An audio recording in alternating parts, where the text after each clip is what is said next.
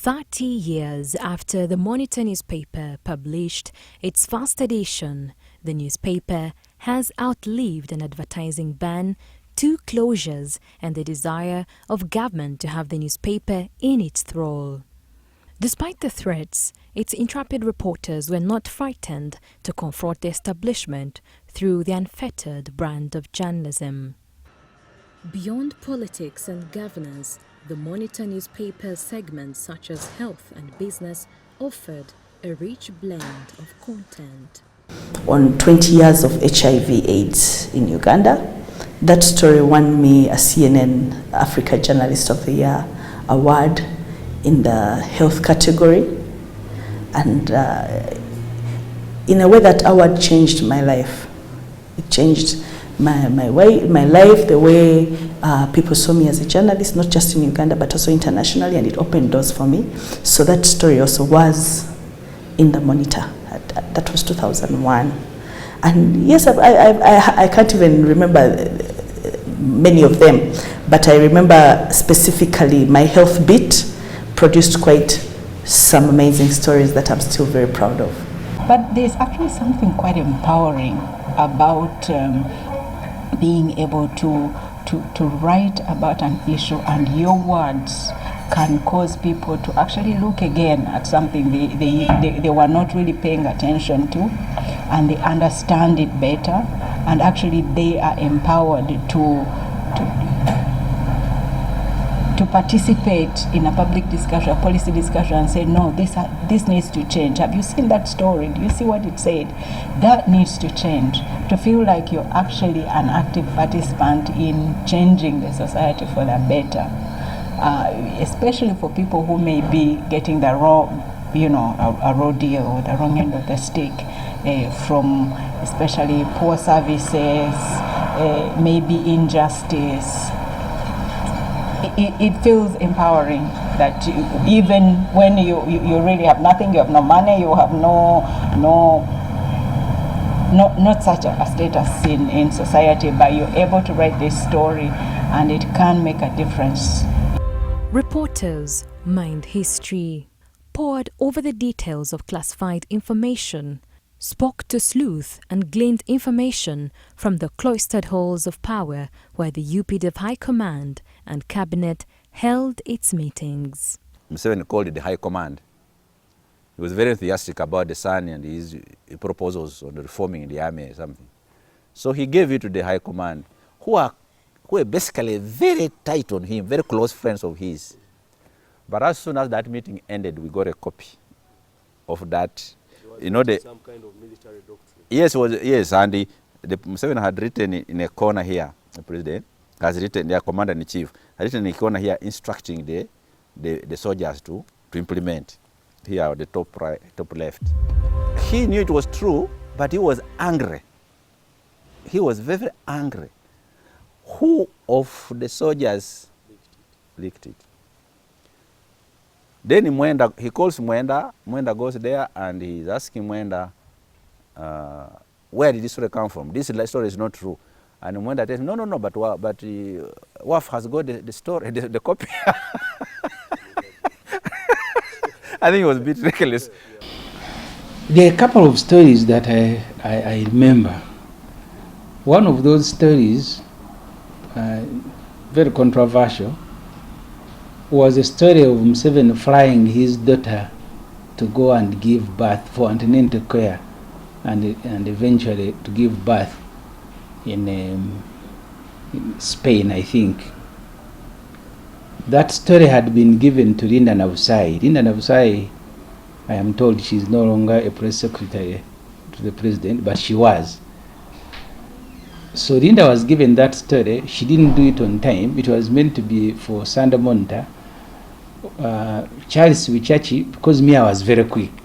You give me a story where a person will take 2 days, for me in 3 hours I'll deliver a story. And Wichachi says, Semuji, please rescue me, do this story. I called Maria Carolo and a couple of others and got the story done. That story became controversial. I think 2 days later, Museveni was quarreling. The following Sunday, he writes both in Monitor, Sunday Monitor and Sunday Vision abusing Wafula. We did the story when Wafula was not even in the country. Abusing Onyangobo, who had not even looked at its content. Abused the Agora Ward, who was making comments. Of course, me, I was unknown and young, so he never attacked the author of the story. I wrote an article that exposed the very peculiar idea at the time that the president came up with, which was to ring-fence political positions of elected leadership in the Bunyoro area. There was a conflict between natives and some guys who had come from outside. The famous Bafurichi question. It was one of those stories that was, first even the way I sourced it, they were curious, how did you get this letter? Then, I think we did the best stories on Kisangani, the war, Kisangani 1, Kisangani 2. We had a journalist from Canada, actually one who was the first founder, the first editor, head of the KFM. We sent him to Congo, and he was in Kisangani. And the day Uganda and Rwanda fought, he was there. He came back and said he had counted 270 dead bodies of our soldiers. Barely after it published its first edition on July 24th, 1992, government immediately put the newspaper on notice. Its first edition carried the headline titled, "This privatization thing stinks." However, one of its founders, Wafula Ogutu, recalls that it was the story on Obote that picked the establishment. Written by one of its founders, Ogen Kevin Aliro, the story revealed Milton Obote gains weight. The story read, and I quote, "Contrary to recent press reports that fallen Uganda dictator Milton Obote had disappeared, he is reported to be healthy and happy in Lusaka, Zambia, where he fled into exile in 1985. Part of the details read, and I quote, "A political contact in the Zambian capital that although still politically ambitious, Obote is not exactly unhappy in Zambia as it had been feared with the exit of his longtime friend, Kenneth Kaunda." It read further, and I quote, "Obote is being treated rather well by the Chiluba government of the Movement for Multi-Party Democracy, MMD, according to our political source in the Zambian capital." Wafula says the government relied on the Obote trope to spread false theories about the funding of the newspaper. One of the newspaper's fiercest critics was the late Vice President, Samson Kiseka.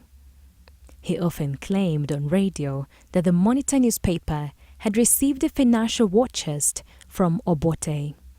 6 years after the end of the Luero Bush War, the mention of Obote's name elicited a wealth of suspicion and antipathy in the greater Buganda region. The rulers of the day, who were left-leaning overlords, sought to be portrayed in a saintly image. It was not a surprise that barely after its first anniversary, the government banned advertising with the Monitor newspaper. It lasted a span of 4 years and was lifted in 1997. Government often engaged in smoke and mirrors to deliberately mislead the newspaper. It also deployed spies at the newspaper as it was eager to torpedo the Monitor newspaper off its stride.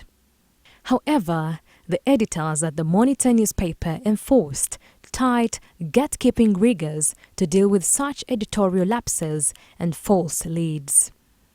In 1993, the newspaper published an expose revealing that the army attempted to purchase more than 400 anti-tank missiles by the Ugandan army.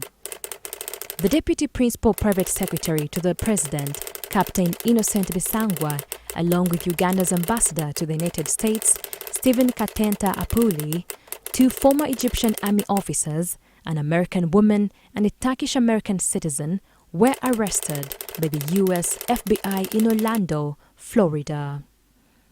Earlier on, a Uganda Airlines Boeing 707 with arms from Zagreb in the then Yugoslavia was seized in 1991.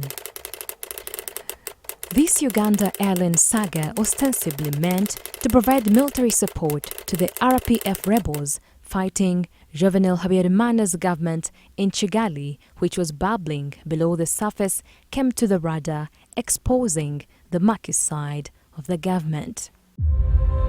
The other sensitive stories that it covered in 1993 included the killing of 2 West Africans by ESO intelligence agents near Chibimba rice scheme, the covert plot that led to the assassination of rebel leader Amon Bazira in Kenya. However, some of the young and ambitious reporters, led by the current Legal and Corporate Affairs Director, Onapito Ekomoloit, revolted.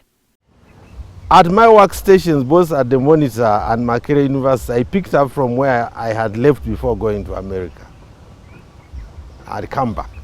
The founders of the Monitor were neo-socialist critics of government excesses and espoused egalitarianism.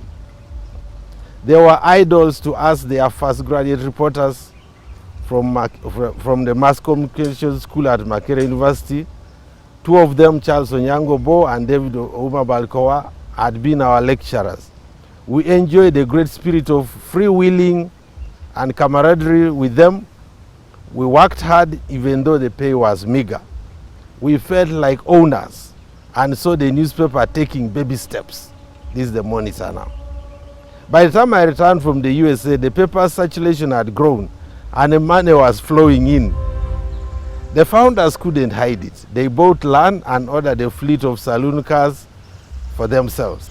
I found sub-editors and senior reporters who were all from the mass comm classes at Makerere restive over pay. You know, I'd just come and found other people. I had been a teaching assistant, some of them, and was seen as the group's natural leader. Meanwhile, in editorial meetings, there was also tension over challenges to the views of the founders and our senior editors. I recall Charles Onyango Bo one day during an editorial meeting telling me, in quotes, "Get off your high horse." About 10 journalists departed to start the Crusader newspaper in 1995, which offered stellar journalism until it folded in 1997. Some of its journalists, like Peter Mwesige and Simogedide Chaze, returned to edit the Monitor newspaper. In 1997, the newspaper's scribe, Andrew Mwenda, quoting the Indian Ocean newsletter, reported that DRC President Laurent Kabila, who was later assassinated, paid Uganda's army in gold for helping oust the regime of Mobutu Sese Seko. On September 29, 1998, Mwenda reported that a plane carrying UPDF officers had gone missing in DRC.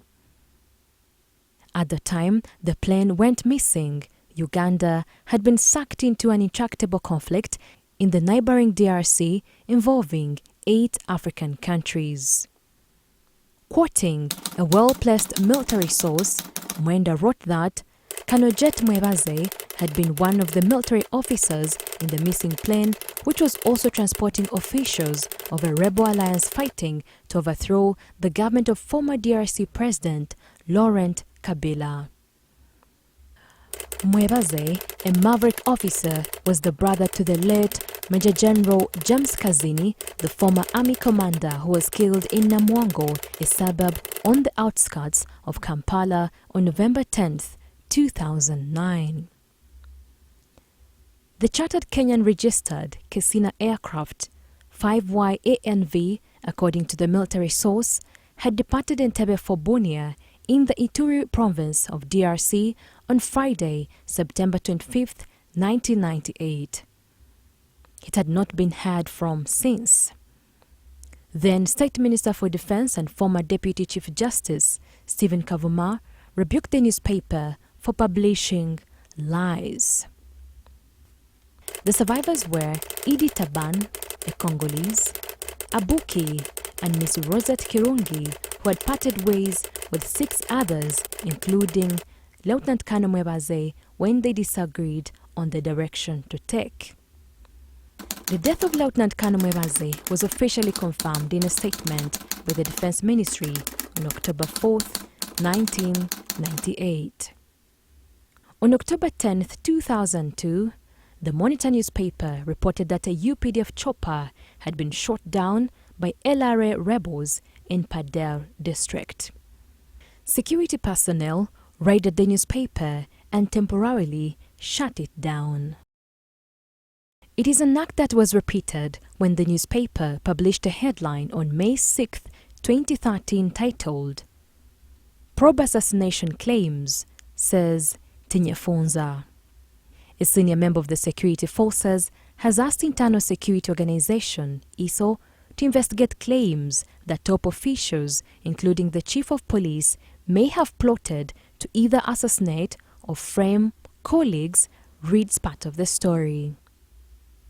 General Sejusa writes that, and I quote, "Indeed, intelligence has picked some clandestine actions by these reckless and rather naive actors to have some youth recruited as rebels and then frame some members of security services and key politicians perceived as anti-establishment." The Muhoozi project he refers to is an alleged grand, though unspoken plan to have the commanding officer of the Special Forces Command, Brigadier Muhoozi Kainerugaba, replace his father as president. Often, the newspaper journalists were hauled before courts of law and charged with draconian provisions like sedition and the publication of false news. There was a guy called Wakiza who was a CID director. He used to put a pistol. You can ask Pius Katunzi. He puts a pistol on his table. One time I was doing a story in Monte and I called Tumukunde, he had arrested Muslims in Kampala. So I called Tumukunde and he says, "You man, do you know what it means to be chief of military intelligence? I can disappear you. And nobody's going to ask me because I am in charge of government security." So those threats remain. But journalists, it's a job that you have assigned yourself. Take the risk. At the time, to get summoned by the police and formally charged in a court of law over an article you have written, for us it was like a fine moment, because if people had not been reading your articles until that point, you're now going to be part of the news itself. People are going to be curious, why has this journalist been arrested? The state at the time assumed it was a tactic to intimidate, threaten. Of course, we were reputable journalists at the time. James Nangwala, representing Mwenda and one of its founders, Charles Onyango-Bo, has since then challenged some of these provisions in courts of law. Like, for example, the jurisprudence that developed out of the constitutional petitions, it involved very heavy research. At one time, we had to be aided by experts from University of Toronto who flew here, and we had meetings to discuss how the presentation of the case had to take place. So, in a way, it has enriched our jurisprudence. Writing in his column titled "Monitor at 30, It Will Die with Uganda's Deepest Secrets," Obo postulates that, and I quote, "The anniversary reminded me that, while over the years the story of the Monitor has been told, the real deep stuff that we will probably take to the grave with us. There are secrets that may never be shared. If the country knew how many ministers stepped out of a cabinet meeting or senior UPDF officers who took advantage of a bathroom break to leak the proceedings of an ongoing high command meeting that was being chaired by President Yoweri Museveni, it would be shocked to the bone." When they surrounded the office, I was in Morocco at the time for an anti-corruption meeting, and they surrounded the place, and the place they went to was my office, They carried away 103 files on people, information which 90% have not published it. Yeah, I'm sure even when they read through, they must have been shocked that how come these people have this information, but they have not published it, because it was some of it highly dangerous information, but classified. So, but we had the information. They went for those files. They went for the servers, my server, other servers. They carried them away.